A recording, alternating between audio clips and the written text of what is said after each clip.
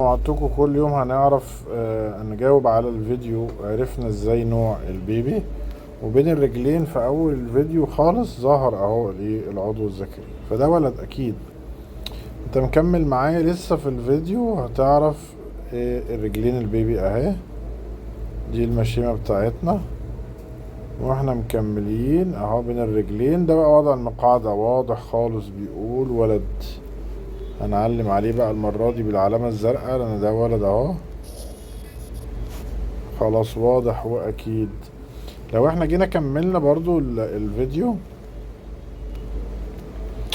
هنلاقي في الفيديو بتاعنا استكمالا بقى اهو هيبدأ يظهر. برضو لو انت عارف ان في الشهر الرابع او في اخر الثالث برضو النبض بتاعتنا بتبقى عمودية على العمود الفقري. شكرا جزيلا ولد اكيد، وتابعوني في الفيديوهات كل يوم هنشرح.